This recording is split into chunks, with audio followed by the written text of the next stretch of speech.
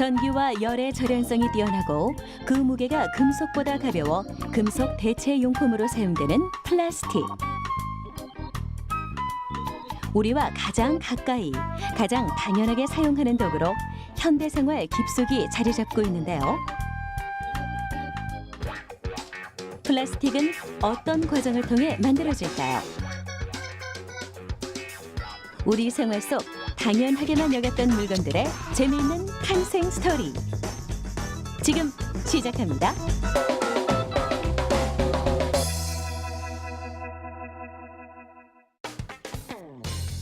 플라스틱은 1950년대 석유 화학 분야가 본격적으로 산업화하면서 발전했는데요. 우리나라 사람들이 플라스틱을 사용한 지는 약 60여 년 정도로 다른 금속에 비해 오래되지 않았습니다. 플라스틱의 원료는 석유입니다. 일부는 천연가스나 석탄을 원료로 쓰기도 합니다. 석유를 증류하면 다양한 화학제품의 소재가 생성되는데요. 석유 정제 과정에서 플라스틱의 원료 또한 만들어집니다. 석유의 주성분은 탄화수소로 탄소 원자와 수소 원자의 구조에 따라 종류가 달라집니다. 때문에 증류 시 탄화수소의 끓는 점을 구분해 LPG, 휘발유, 등유, 경유, 그리고 윤활유 등으로 분리하는데요. 이때 휘발유와 함께 발생하는 찌꺼기를 나프타라고 하며 이것이 플라스틱 성분의 주 원료가 됩니다.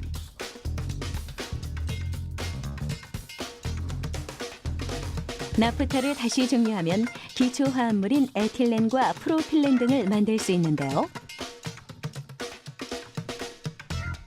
이 기초 화합물의 탄소와 수소 분자 구조에 따라 폴리에틸렌, 폴리프로필렌, PVC 등 플라스틱의 종류가 나뉘게 됩니다. 플라스틱 제조 공정을 살펴볼까요? 이곳은 공업용 플라스틱을 제조하는 곳입니다. 일반 가정에서 사용하는 플라스틱이 아닌 기계적 특성을 가지는 플라스틱을 제조하는데요. 이것을 엔지니어링 플라스틱이라고 부릅니다. 엔지니어링 플라스틱의 제조는 압력과 열을 통해 플라스틱을 길게 뽑아내는 압출 성형 방식을 사용합니다. 금속을 대체해서 기계 부품으로 사용할 수 있는 플라스틱들을 말합니다. 그 종류에는 크게 그 범용 엔지니어링 플라스틱과 고기능성 엔지니어링 플라스틱으로 나눠질 수 있는데요. 그 나눔의 기준은 그 사용할 수 있는 온도 환경에 따라서 달라집니다. 그래서 150도 이상에서 견딜 수 있는 플라스틱을 고기능성 엔지니어링 플라스틱이라고 하고요. 100도에서 한 150도 사이에 사용될 수 있는 플라스틱들을 범용 엔지니어링 플라스틱이라고 합니다. 원자재는 바로 이 펠릿입니다. 펠릿이란 석유에서 정제한 플라스틱 원료를 가열하여 굳힌 다음 작은 원기둥이나 각기둥 모양으로 짧게 절단한 것입니다. 플라스틱 제조에 쓰이는 펠릿은 폴리에틸렌, 폴리프로필렌, 폴리카보네이트 등으로 각각 만들어집니다. 플라스틱 압출 성형의 첫 번째 단계는 펠릿 건조 공정입니다. 호포에 연결된 호스를 통해 펠릿이 투입되는데요. 플라스틱 종류에 따라 수분과 반응하는 성질이 달라 먼저 펠릿의 수분을 건조하는 단계를 거치게 됩니다.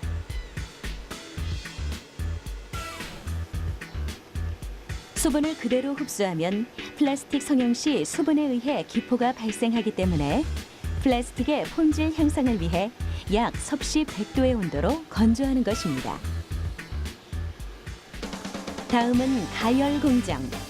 건조된 펠릿은 실린더 안에서 섭씨 180도에서 190도 사이의 온도로 가열됩니다. 플라스틱을 쉽게 압출하기 위해 펠릿을 녹이는 단계인데요. 압출 공정도 동시에 이루어집니다. 실린더는 가열 온도를 유지하는 발열체로 이루어져 있습니다. 그 안에 스크류가 압력을 받아 일정한 속도로 회전하며 플라스틱을 밀어내는 것이죠.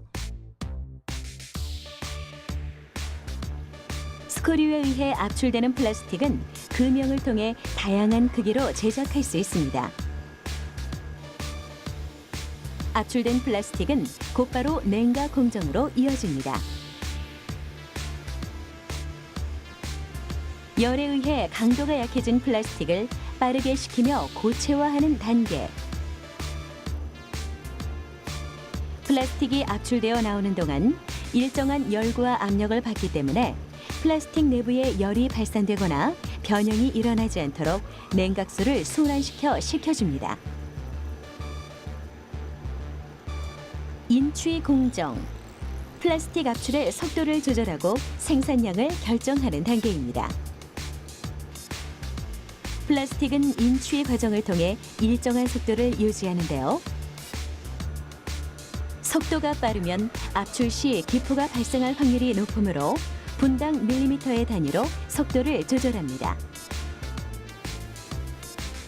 이뿐만이 아닙니다.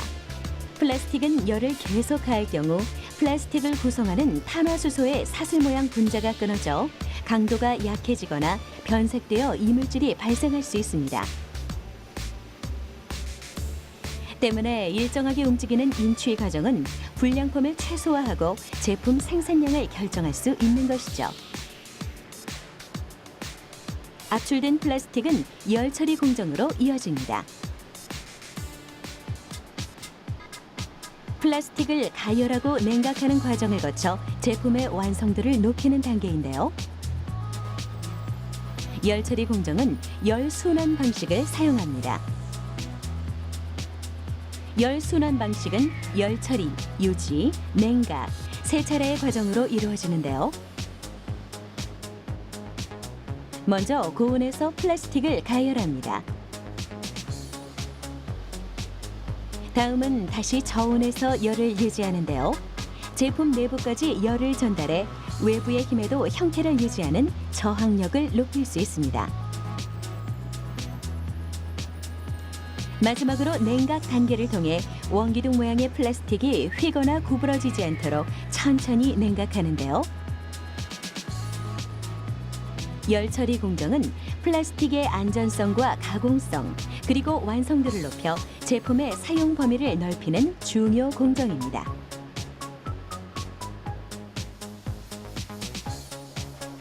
플라스틱 제조 공정의 마지막 단계는 검사 공정입니다. 기포나 이물질이 발생했는지 수질 초음파 검사를 통해 확인하는데요. 수조 안에서 초음파를 쏘아 플라스틱을 통과하는 방식으로 내부의 기포 발생 유무를 알 수 있습니다.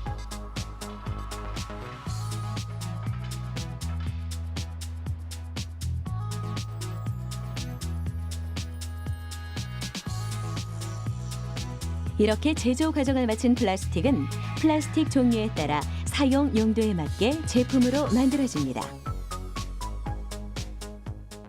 볼트라든가 너트 또는 뭐 부식류 또는 뭐 기어라든가 이와 같은 부품으로 많이 사용이 되고 있고요. 또 고기능성 엔지니어링 플라스틱 같은 경우는 특히 국내 산업에서는 반도체 산업이나 LCD 산업에서 많이 사용이 되고 있고요. 그 이유는 사용될 수 있는 온도 환경이 높기 때문에 반도체나 LCD를 제조하는 데 있어서 중요한 부품으로 많이 사용이 되고 있습니다. 그리고 최근에는 우리 플라스틱 안경테도 엔지니어 플라스틱으로 만들어 사용되는 경우가 있고요. 또 아이들이 갖고 노는 블럭 장난감도 엔지니어 플라스틱으로 만들어 사용되는 경우도 있습니다. 플라스틱이 완성됐습니다. 플라스틱은 그리스어 플라스티코스에서 유래하는데요. 성형하기 알맞다라는 뜻을 가지고 있습니다. 그만큼 변형과 가속성이 뛰어난 도구인데요. 이렇게 수많은 공정과 과학기술 속에서 하나의 플라스틱이 만들어진다는 것을 알 수 있었습니다. 생활 속 도구를 바라보는 새로운 시선, 사이언스 오브 메이킹. 다음 주에도 계속됩니다.